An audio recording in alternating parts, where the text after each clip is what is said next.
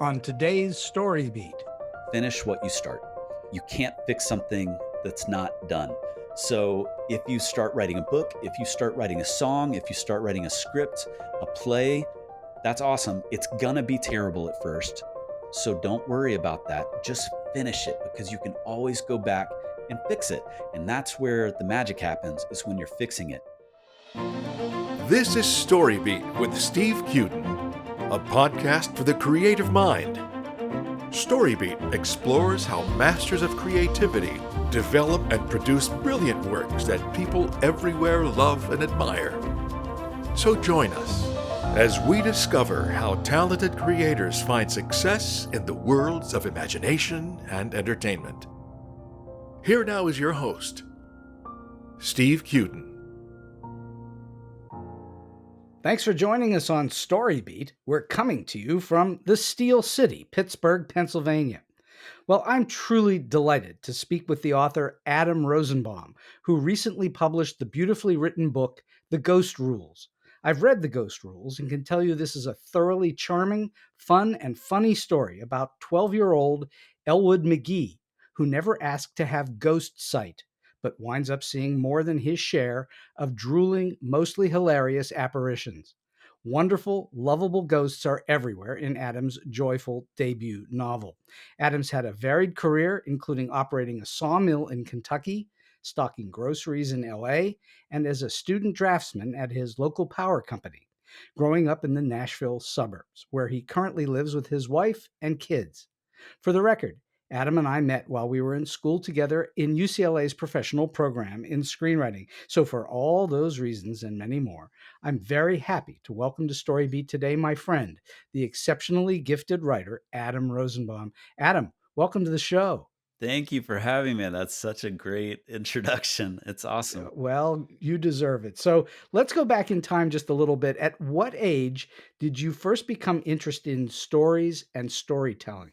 Yeah, I know the exact moment, which is really fun. In fourth grade, my English teacher handed out these blank hardcover books and gave the assignment to write whatever we wanted. And I remember staring at this blank book and being like, wait a second, I get to write whatever I want. And so I ended up writing this book. I still have it. It's called The Secret Treasure. And it is essentially a beat by beat ripoff of Indiana Jones and the Last Crusade. But I fell in love with writing, and I was like, this is the best. I want to do this forever. You were immediately hooked. Immediately. Yeah, I loved it. And were you also a reader prior to that? Yes, 100%. So many memories of my mom growing up, just reading and reading and reading. And she would go to the library all the time and take us with her, and we would check out books. And I would be reading all the time. Lots, I would also sneak some books, probably older than I should have, reading John Grisham as a fourth and fifth grader. Ooh, danger. I know. I know. I felt like such a rebel. Like, oh, they don't know I'm reading The Firm. Well, at least you weren't reading, Lady Chatterley's Lover. Right. Yeah. But I might as well have been in my mind. I thought I was like such a rebel at that point. Yeah. But I loved reading growing up. Was this your first creative love? Was reading and writing your first love, or was it something else like theater or movies or something like that? No, reading was definitely my first love. Movies took over in fifth grade with Jurassic Park. That's when I discovered movies and like directors and screenwriters. That's kind of when movies took over. So who were your writing heroes early on? Was it John Grisham or was it other people? I read everything that Roald Dahl wrote. Mm-hmm. I was pretty obsessed with him.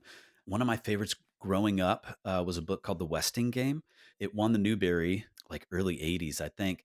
And I discovered it in the late 80s when I was in elementary school. And it's like a puzzle mystery. It's always been one of my favorites. And I reread it every few years just because I love it so much. Jerry Spinelli is another big writer of my childhood. Do you think of yourself as a storyteller? Ooh, yeah, I think so. Yeah, I don't know that I've ever called myself that. There are so many elements throughout my life. When I was in middle school and high school, I grew up in Nashville, and I started writing songs Songs. and started doing songwriting. yeah, I thought maybe I wanted to be a songwriter, and then I abandoned that in college. I went to Belmont University, which is a big music school, and realized that everyone else was a songwriter, and they were way better than me. So in college, I kind of transitioned to movies. I was like, wait a second, I love storytelling, I love movies. Maybe I should write movies, and that's kind of that kicked off that kind of middle part of my storytelling career. And Are you a musician? I'm okay. I dabble a little bit. I think I was What probably do you play? I played guitar and piano growing up, and my oldest son plays a little bit of everything. He puts me to shame now, so it's hard to call myself a musician now compared to him. But yeah, a little bit of guitar and piano. You're the most modest person I know. So you're probably better than you're saying, if I had to guess. When did you know, at what point, as you were writing and writing, did you think to yourself, you know what, I not only love this, but I'm actually pretty good at it? Oh wow, that's a great question.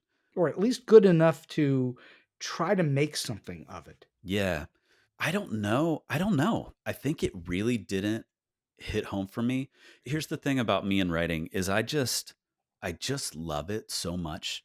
It's been so ingrained in me, and I love it so much that I've always known that I would be trying to write something forever just for myself. Hmm. And I might not have been really convinced that I could do this until I got an agent as a novelist. So like just in the last 5 years have I even felt like, oh, this professional saw something that I did and said, "Hey, this is pretty good."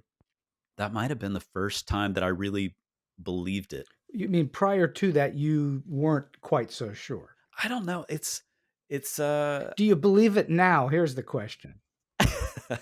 I think so. Maybe some days more than others. I'm telling you, I read a lot of books for this show, and yours is very good. You're a very good writer. Oh, thank you. That means so much because I know how good of a writer you are, Ah, well, and how I know your taste, and so that means a lot. Thank you. all right. So, are you a people watcher? Do you like to sit and observe?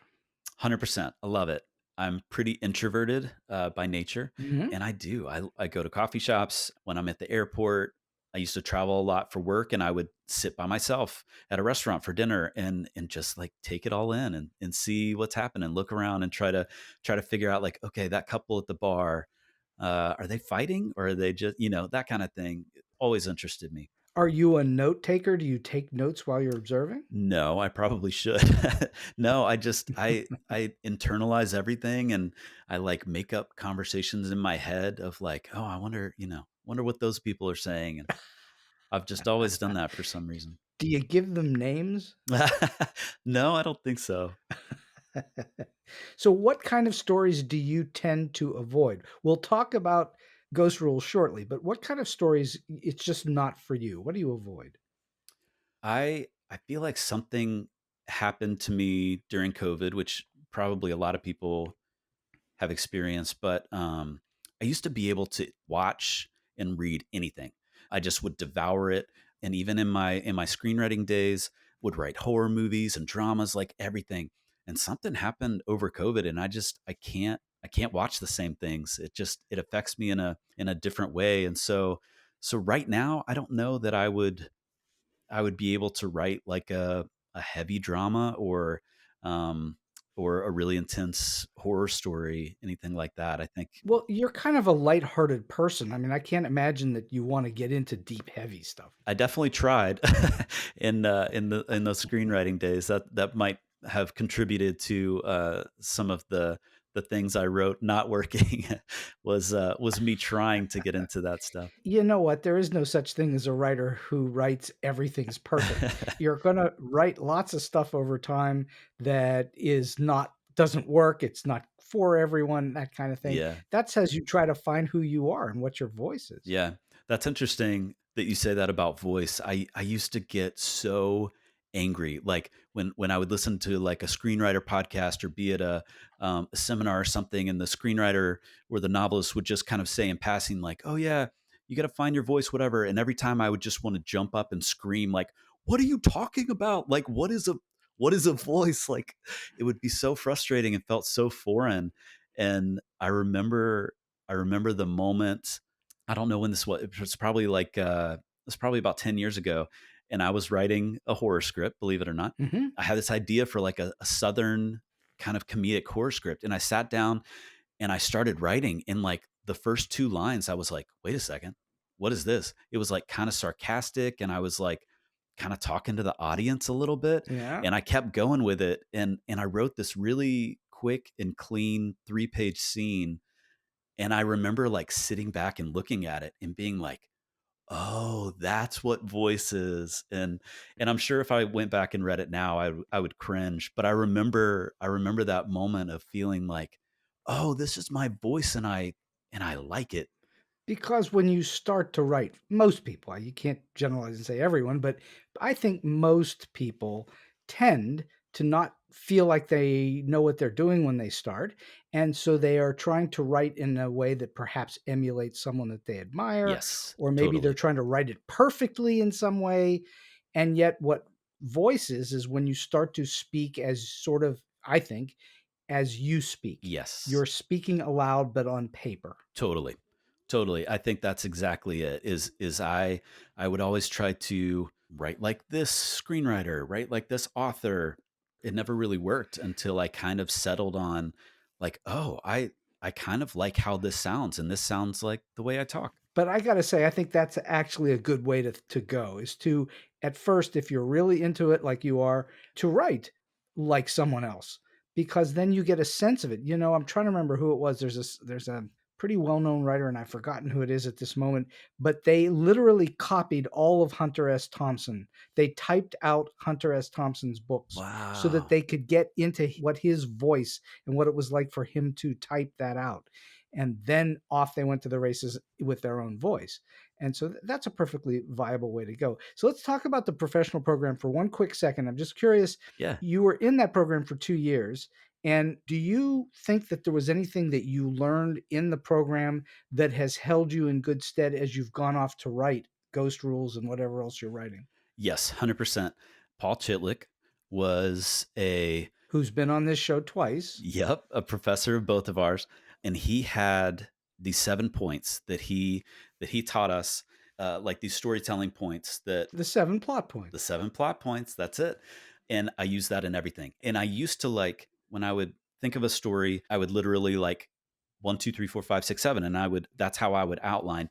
And now I almost feel like it's so ingrained in my brain that my brain just drops the 7 points on an idea.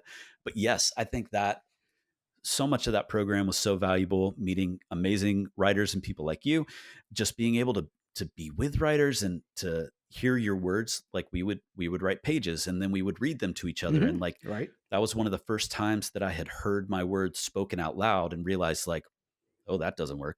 Or like, oh, they laughed at that line. Like, that's great. But those 7 points was super valuable to me, and I still use it on every story. So most people, when they start to write, if they don't have any training at all, they don't know that. If they haven't read books about it, they're just going off of what they've read before or watched on TV or in movies or on plays. They know intuitively because that's how we communicate with each other. We start at the beginning of the story, we go to the middle of the story, and we end on the end.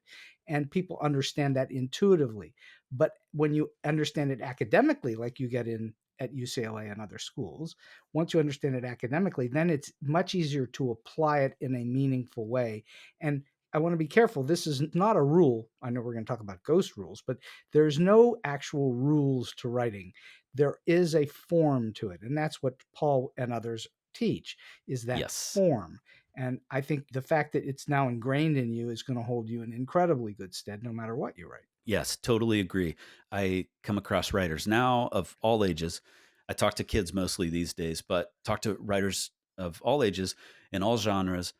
And and and I feel like when you're first starting out, it's easy to try to figure out the rules, like because it feels like a definable thing. Like if I could just figure out the rules, then I could be a good writer, whatever.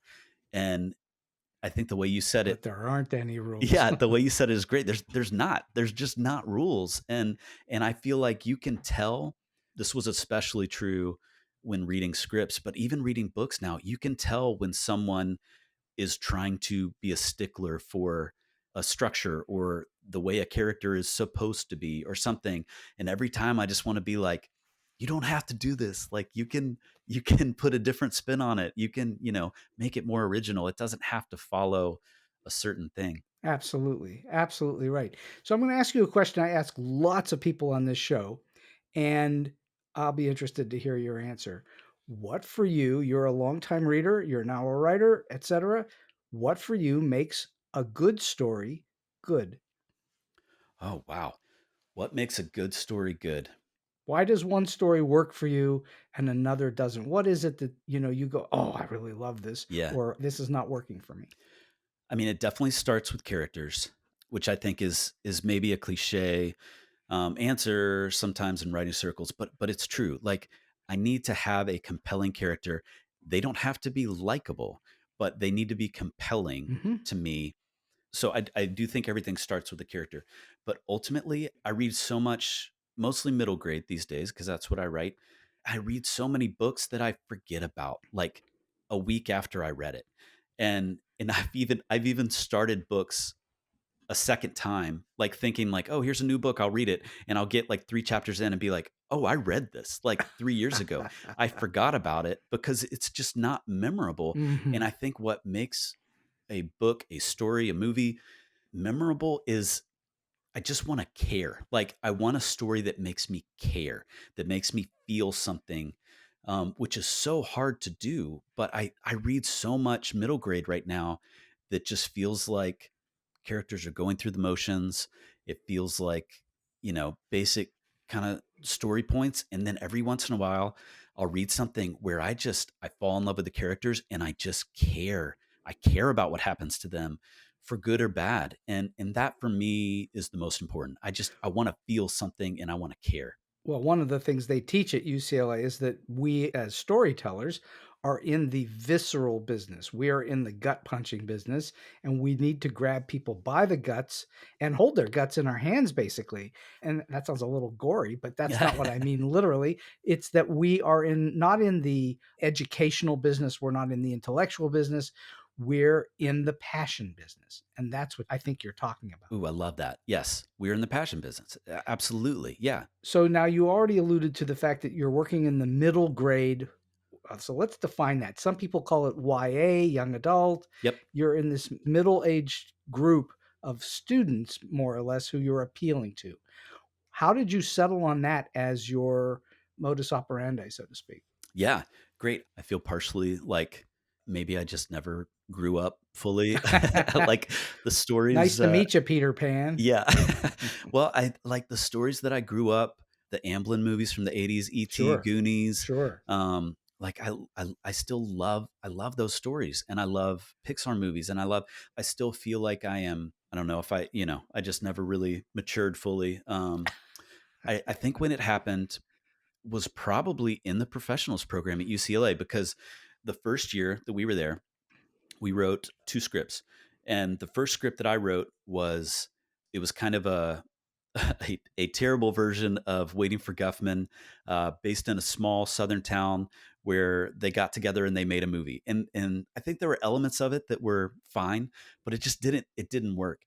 And the second script I wrote was a kid's spy story, Ah, and it was like this kid that found out his dad was a spy and then he gets thrust into to being a spy. And I remember the moment of like writing this thing and being like, this is so fun.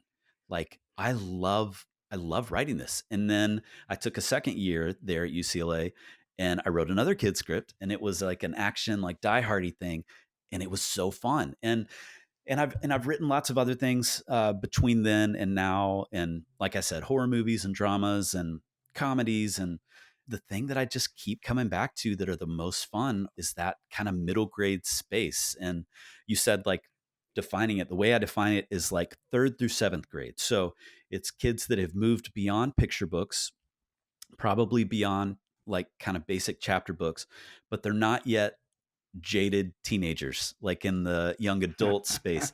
So there's still like this awe and wonder where they can handle really deep emotional things, but they're not yet, like I said, like kind of jaded in those teenage years. And that for me is such wonderful sweet spot of storytelling.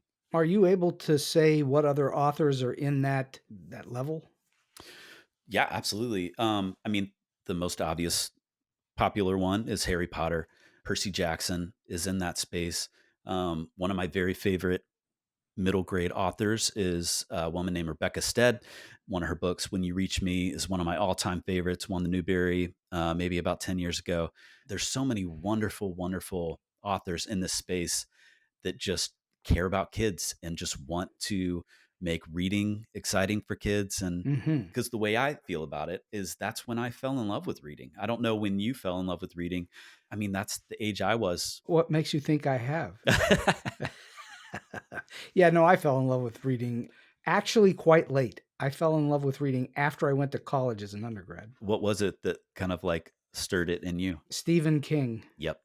That's awesome. That's what got me going. And then, my tastes have expanded widely from there. But I read a lot before that, but I wasn't into reading. Yeah. What book was it of Stephen King's? Oh, The Stand. Yeah. That's awesome. I still think that's his best book. That's just me. But, It's pretty if great. you ask me which is the best Bond, it's Sean Connery. But that's, Yeah. when sometimes your first love is your Yeah. first love. And that's it. awesome. That's really cool. Would you say R.L. Stine falls into this group? Yeah, totally. Totally. Yep. He's a really good example. Someone who's been wildly successful. Wildly successful. Yeah. Crazy successful. All right. So Ghost Rules. Let's talk about Ghost Rules. Yeah. Obviously, there are serious subjects in Ghost Rules. You're talking about death and friendship and family, but yet it's filled with lightness and goodness and fun and humor. Yeah. Do you think of the Ghost Rules as a comedy? Ooh, good question. Yeah, I kind of do.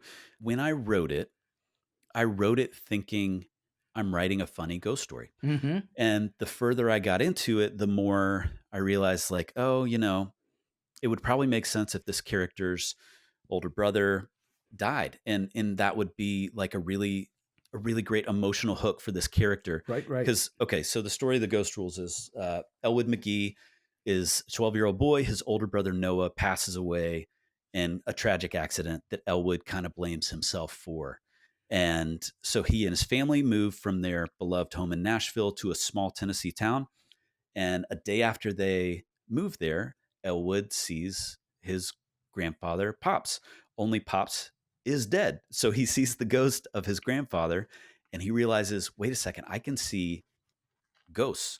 And if I can see dead people and my brother Noah is dead, maybe I could find my brother and say goodbye to him, one last time. So I felt like I was writing these like funny ghosts and everything, and it was making me laugh, but it needed that emotional hook. And what's been really amazing is I feel like that's the thing that most readers, kid and adult alike, seem to have been drawn the most to, is that this is a story about grief and loss, which I didn't even intend, but I think is unbelievable that people have taken that from it. Well, if you're going to write a story about ghosts, those are characters that are innately not alive. Yeah. And yet you bring them to life in a different way, but they're technically people who have passed on. Yeah. So what fascinates you enough about ghosts to want to write a book really about them? I don't know. I mean, I definitely grew up as a kid afraid of ghosts, even though like if you would ask me, I would have been like, no, I don't believe in ghosts. And yet I still would get a little scared when, all the lights are on. Have you ever seen one? I have never seen one. So I have kids ask me, I do a lot of school visits, which is awesome because you get to talk to kids about writing and about this book in particular. And a lot of kids will be like, do you believe in ghosts? And I always say, I don't, but only because I've never seen one. I am open to the possibility, but I've never actually seen one. So I can't say that I believe in them. Well, so, all right, then you came up with 6 solid ghost rules. Then the book's called The Ghost Rules. And so Yeah. you came up with these. How did you develop the ghost rules? And we can go through them, but how did you devise these? Okay. So 2010, I'm living in Los Angeles and I'm sitting alone in my living room, and across the living room, a picture frame just falls over spontaneously. No one's in the house, and this picture frame just falls over. And my first thought was like, oh, what if it was a ghost? And then immediately after that thought, what if it was a ghost that bumped into the end table on its way to the kitchen to look at the refrigerator. And it just made me laugh. And I just thought like, oh, that's funny. I haven't seen that before. And I sat down, and at that stage of my life, I was only writing screenplays. But for whatever reason, I sat down and I just started writing a novel. And so in about 30 minutes, I wrote the entire first chapter of the Ghost Rules just out of nowhere. Like it just exploded out of me. And that version that I wrote that day is like 90% of what you see in the finished book Wow. today. Like it's pretty close, which is wild. But I didn't know what to do with it. Like, cause I was like, I'm trying to write screenplays. Like, what is this weird kids novel? Like, so I tucked it away. I didn't know what to do with it. And then in 2020, I needed something to occupy my creative brain because I was losing it. Who wasn't? In my house with I have 4 kids, and so I just was like, I need something, like maybe I could bust out that old story. And I got it out and I started writing it, and joined an online writing group, and we would like bring pages to each other every couple weeks, and I would read these pages that I had written, and like people were laughing at the funny parts and they were getting emotional at the emotional parts. And I just thought like, oh, wait a second, maybe there's something here. Like I just was doing this for fun, but people were responding to it. And I thought maybe there's something here. Maybe I should really try to turn this into something. You realized you had tapped into something. Yeah, it was the weirdest thing because I don't know that I had really felt that before then. There had been moments, sure, but that was the first time that I felt like, oh, people are really responding to this the way I wanted them to. Well, that's a wonderful thing when that happens, huh? Oh yeah, lovely. Did you need to then do research when you started to write it? Did you have to research ghosts or your characters or anything, or you just coming completely out of your imagination? Just completely out of my imagination. I grew up in the South. I grew up in Tennessee. I have a lot of family from small towns in Tennessee. I've come across so many interesting characters with interesting ways of speaking, and so I pulled a lot of that from memory of the small towns that I had visited growing up, and the way that strange old men sitting on their porch would talk to me, and just kind of threw all that in. And in the Now, wait a minute. Why were you talking to strange old men on their porches? that's a great question. I don't even know. It's probably some like distant relative that my like grandparents dragged me to see. And by the way, I find it very amusing that you were triggered on all this by a frame falling over while you were living in Los Angeles, which, by the way, has little tiny earthquakes every day, all day long. Totally. Yeah. And Yeah. that's probably what knocked it over. Probably. Yeah. I think that's very likely. All right. So how did you then develop we'll get to the characters in a moment, but how did you develop the ghost rules? So I came up with all but one of them that first day. They just they exploded out of me, and I don't even know. Maybe it's something that I had thought about once upon a time, or I don't know. But it just I think one thing led to the other, and I just thought like, okay, like if somebody's gonna die, like they probably need to choose, right? They would choose if they want to go on or stay put, and then I would be like, well, wait a second, how would they look? And then I would have to come up with a way to justify why did they stay in their house and how do they look, so it's kind of just like questions would pop up and I would have to answer them without thinking about it too much. And a lot of it has to do with how ghosts interact Yeah. with the living world. Yeah, Yes? totally. So, I mean, the first ghost rule is when someone dies, they have to choose to stay on Earth or move on to the next life. And there, in that first ghost rule, there's a lot of power in what's going to touch people's hearts. Does a ghost move on, stick around, or not? So that's just right out of the gate. You already give us a good gut punch as to, wait a minute, ghosts can stick around or do they have to go on? And you develop all that as the story goes on. I had one guy reach out to me after he had read the book, and he said, hey, were you trying to reference C.S. Lewis, The Great Divorce? And I was like, oh my gosh, I didn't even think about that. That's a book that I read several times in college and was very interested in at that point, but I hadn't thought about it in years. And he was like, the way you describe ghosts sounds like The Great Divorce. And so maybe it's just one of those things that like something got lodged in my head at one point, Sure. and it kind of came out that way, but it wasn't intentional. But I've been really fascinated by that observation and like thinking back and like, oh yeah, I get, that's really interesting. Well, I doubt C.S. Lewis was the first person to think that way. Oh, sure. Yeah, absolutely not. People have been thinking and talking about ghosts for a couple thousand years. Well, and also C.S. Lewis would probably be very disappointed if he knew I was comparing my book about drooling ghosts to his masterpiece.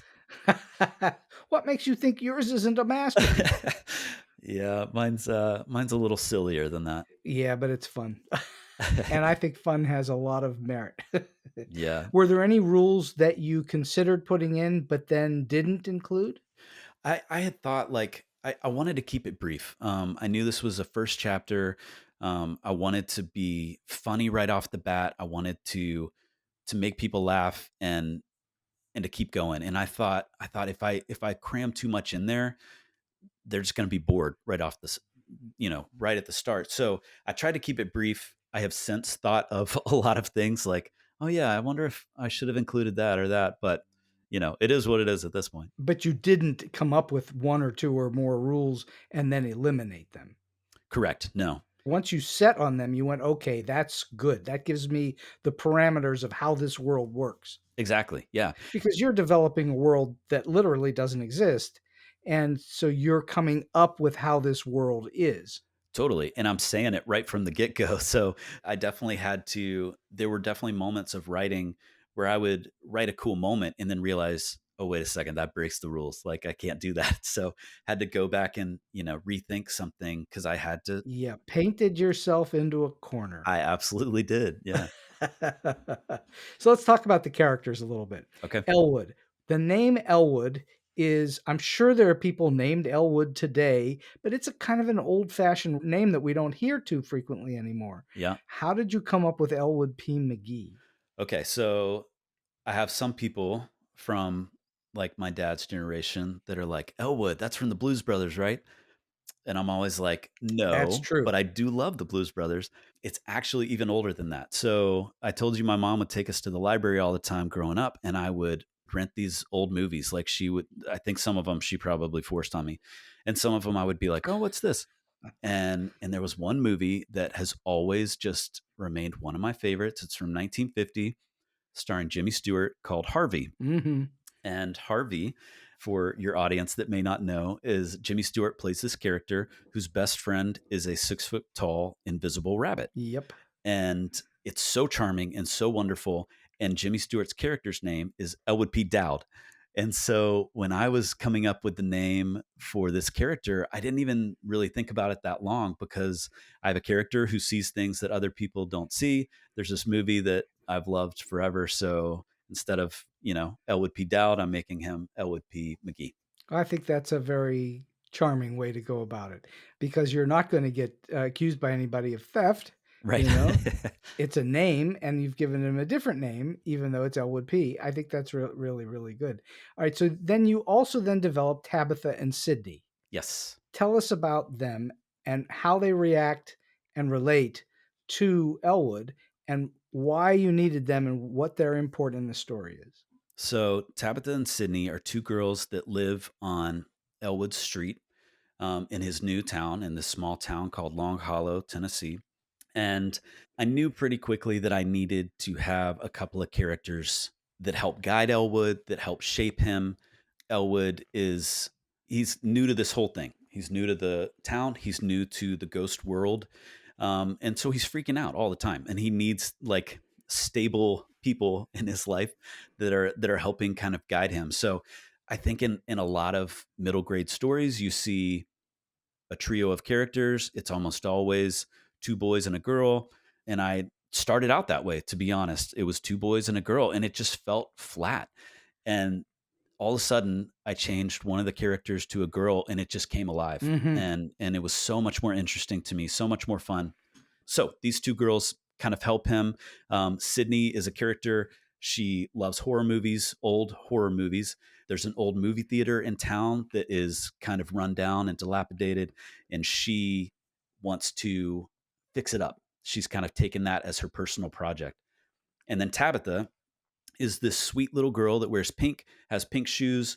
She's so just like sweet and loving, but if you turn on her, she will yell at you, she will defend the people she loves at all costs. So these two girls are probably my favorite characters in the whole thing. They were so much fun to write, and Well, they help contrast Elwood and keep him together at the same time. totally. Yep. And that's, I'm glad that came through, because that's what I wanted to do. It's just I wanted to have a contrast, exactly what you said, a contrast to Elwood in a lot of ways, because he's very skittish, he's overreacts about everything. So it's nice to have some stable women in his life. Well, I think what you've also done, which I think is really good, is they're both strong characters. They're strong, they're girls and they're strong girls. They're not weaklings. Yeah. And Elwood definitely is a weakling for most of the book. Is he doesn't have his stuff together, and he's trying to figure it all out. So, But both of the girls do. but they do. Yep. And I think that makes it very emotionally compelling. I think that's what it feels like. It draws you in because they are the strength, but it's his story. Yes. Yeah. That's great. I'm glad that came through. All right. So aside from Grandpa, and we can talk about him too, but how did you develop these other ghosts, these different ghosts that you came up with? I just, so much of this book, um, I really wrote for me, especially that year, 2020. I just was writing like, what would make me laugh? What would be fun and adventurous to me as a reader? And so the ghosts specifically, I just tried to make myself laugh. Like, what would be funny and ridiculous? What could they say? What could they look like? What could they do? And there were several that I had to cut out. There just wasn't space for them. I had a lot more stuff. There's a ghost named Jimbo that lives at Elwood's house, and he's just kind of a blob. He's just kind of become a blob. He doesn't say anything. And I had a lot more scenes with Jimbo that were just ridiculous. And my editor very wisely was like, "Hey, I think I think we need to move on from Jimbo a little bit. Let's get to Elwood." Were you overwriting? Is that what was going on? Yeah, I think I just But that's an okay thing to do in a draft. totally, absolutely it is. And for me, I need people like an editor to help me, because I will go too far on things like that don't matter. If I have something that makes me laugh, I will go all in for way too long until it doesn't be funny. So you find an editor as a useful person to have on your side. Oh, 100%. 100%. I am very grateful. I have an agent that is an editorial agent. And so when I signed with her, we did a lot of revisions before she sent the book out. So it was a radically different book, even from the book that she signed until we sent it out to publishers. And then it got edited way more after that. And it's one of those things where, as a writer, I always think like, okay, this is as good as it can be. And I hand it over, and then they tear it apart and make it way better. And I'm like, oh, okay, well, this is as good as it can be. And then it happens again and again. Well, that's the same story in Hollywood. Yeah. Well, hopefully for the better. I definitely have heard the stories of things going the other direction. Well, they can go the other direction. They can all just get torn apart. You've had the good fortune of working with an editor that helped to make it better, Yes. didn't tear it down and make it worse. That can happen. That's possible. And what you hope for is the great outcome that you have, where you're not happy about it, but it actually makes the book sing. Totally. And once you get there, that's like the best thing ever. You manage in the book, there's tragedy in the book, as I alluded to earlier, but yet somehow, and I don't know how you did it, you made the tragedy feel not quite as painful as it could have been Hmm. in reality. Was that your goal? So, like you said, there are some heavy elements in the book, but I knew, like, I'm writing for fourth and fifth and sixth graders. Like, I can't go too far into this, both because I don't know if they can handle it, but I also was trying to think like, okay, when I was in fourth grade, when I was in sixth grade, when my kids have experienced tragedy, when you're seeing through the mind of a child, you're not always picking up on like all the heavy things that adults are picking up on. You get little bits of it, but I think that's kind of what I was trying to capture with Elwood and his experience, is just like, he's very sad. he knows that he lost his brother. He doesn't know the depth of the pain that his parents are going through. He kind of sees them trying to deal with their stuff, but he doesn't know what it is or what it feels like. So I really just tried to take it from his perspective, from a 12-year-old's perspective, where one day he feels it all, and the next day he kind of forgets about it for a little bit, because that's just kind of how kids process grief. And especially when, like Elwood, he's not really ready to process it at the beginning of the book. It's not until later in the book that he's really ready to process what happened to him. Well, as you know, I have written many cartoons, not necessarily mainly for this age group, but close to it. A little bit above it is most of the stuff I wrote. And so one of the things that I really admire about what you did, that I hope I never did in my career, and you certainly did not do it in this book, is you didn't talk down to your audience. Mm. You treated them like you were just having a conversation with a friend. It's just the subject matter and the wording that you use is not above their heads, but you don't talk down to them. Thank you for saying that. That was probably the most important thing to me as I was writing this book. Is, like I said, when I started writing it, I was writing for me, but then as I went along, realizing, like, if this thing has a chance in the world, it needs to be read by children. And I read so much middle grade that feels like it's talking down to kids, or Of course. it feels like a book that's written for, it's in the middle grade section of the library or the bookstore, but it's clearly written for adults. And I wanted to write something that felt like a kid really experiencing it. And like I mentioned earlier, I think it helps that I may not have matured all the way into adulthood, that I still think, along the lines of a kid. But that was really important to me. I appreciate you saying that. Oh, my pleasure. I truly believe it. I think a lot of that has to do with the way that you treat the tone of the story tone. Are you conscious of that as you're writing, that there's a sort of tonal thing about it?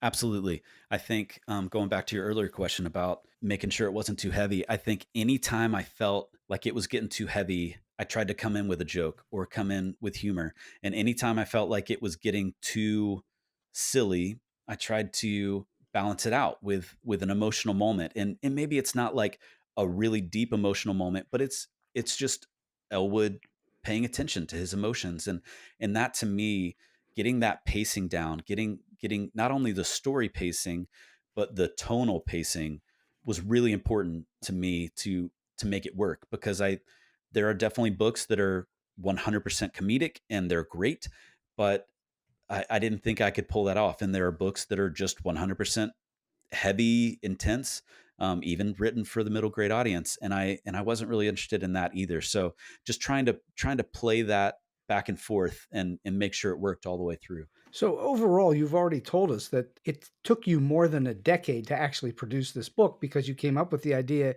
in 2010 and then it sat in your drawer, on a shelf, whatever you want to say, for a decade before you started to go back at it again during the pandemic. Yep. And so then my question is how long, once you said, okay, I'm going to dive in and write this thing, how long did it take you to actually write it? So I started in January of 2020, spent the whole year writing the first draft. So January to December 2020, writing the first draft. I probably spent 4 to 5 months revising, many, many revisions, and then started querying agents in May of 21. Mm-hmm.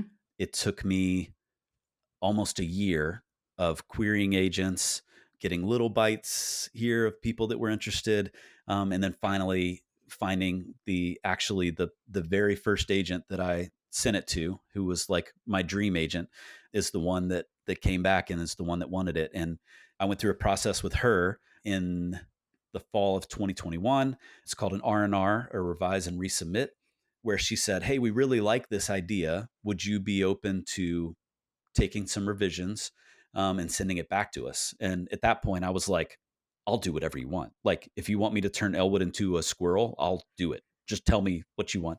That would be called the squirrel rules. Probably.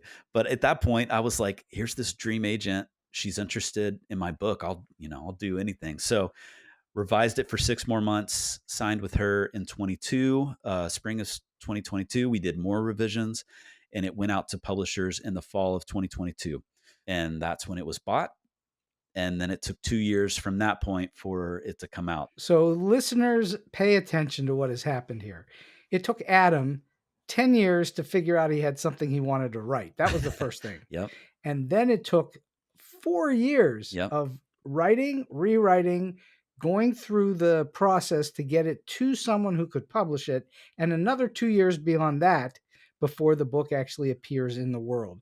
So if any of you think that this is just going to happen in a flash, think again. It probably will not.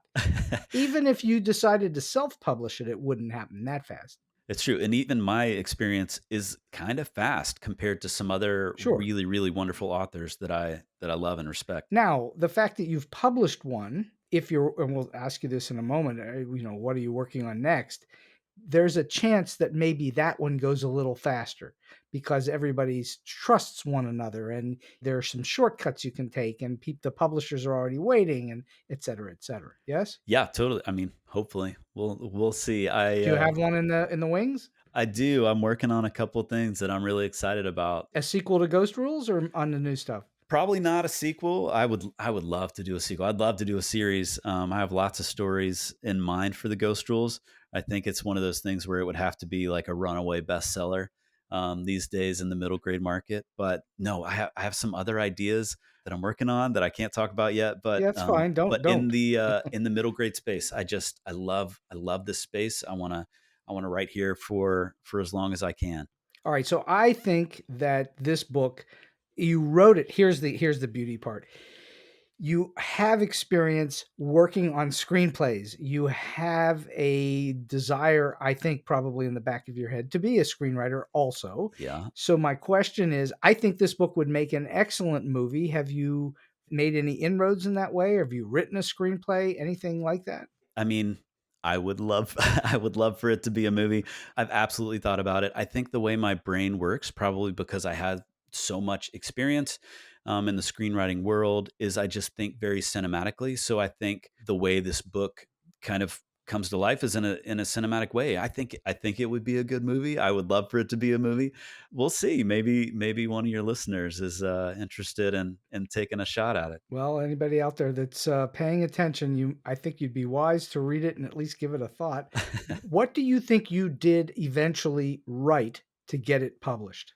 Ooh, I think being open to criticism. So initially in 2020, when I was writing that first draft and I was in a writer's group, critique group, bringing pages every couple weeks, listening to my words spoken out loud and then getting feedback and people saying, hey, this didn't work, or hey, this was confusing. And I think there was probably a point in my writing life several years ago where I would have been really defensive and been like, oh, you don't understand, whatever. But instead taking that and saying like, okay, this didn't work for them. Why did this not work for them? And then changing it. And then when my agent was interested and said, hey, would you be up for revisions? And just being like, yes, I'll take whatever. And when you get revisions like that from an agent, when you get your first editorial letter from your editor at the publisher, it is so heavy and so heartbreaking because you're like, this is, like, did you even like my book? Because there's so many things you want changed. And so for me, I just gave myself a couple days to like regroup and then get to work and figure out like, okay, they want to make these changes. Let's make the changes. They always made the book better, always. So you're saying always take the notes and at least consider them, whether they are great or not. You want to think about those notes. Is that what you're saying? Absolutely. You don't always want to take the note, but you always need to think about why the note exists, because they might point out something and you're like, well, I can't change that character, but what are they really talking about? Are they talking about this thing that happened on page 50, 50 pages earlier? Are they talking about the way the character interacts with some, I think always considering the reason behind the note is so important. Even if you don't necessarily take the note, paying attention and being open to what people are responding to. Well, I love to hear that because I've taught forever that when you get notes, you never know, even if a note is really dumb and you think they didn't read it, they don't get it. Why did they give me this note? Even if you think that, it's wise to at least pay attention to the note because something triggered it. And sometimes even the worst notes somehow evolve into something, oh, I can make this better by doing X, Y, or Z.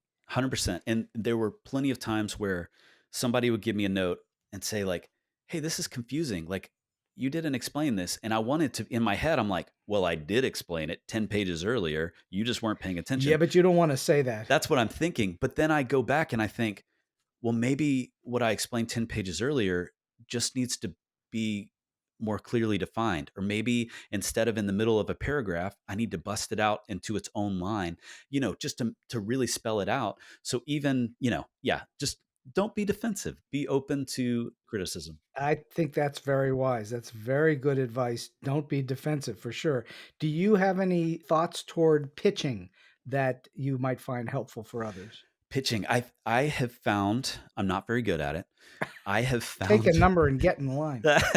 well, here's the thing. I'm not very good at it, but let's use the ghost rules in particular.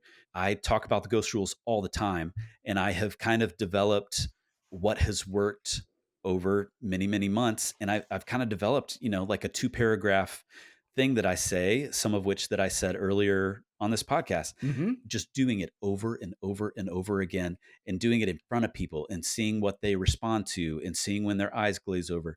You just got to do it. You just got to do it over and over and over again until it feels natural, until it feels conversational, and until you feel like what you're saying is really conveying what the story is. It's the only way, I think. I believe there are writers who are naturally gifted at pitching, but I think they're few and far Yeah. between. I think most writers have to really work at it because most writers are inward and they Yes. are somewhat shy, and that's why they spend their lives alone in a room. Right. Yes, exactly. They're not out in the world. Now in Hollywood it's a little different. You have to really learn how to pitch in Hollywood. Yeah. That's a whole other story. But as a novelist, yeah, you kind of have to develop your pitch for sure. Well, I have been having just so much fun for almost an hour now chatting with Same. Adam Rosenbaum, and we're going to wind the show down a little bit. And I know that you've had all kinds of crazy experiences in your life and career, but I'm wondering if you are able to share with us a story that's either weird, quirky, offbeat, strange, or maybe just plain funny.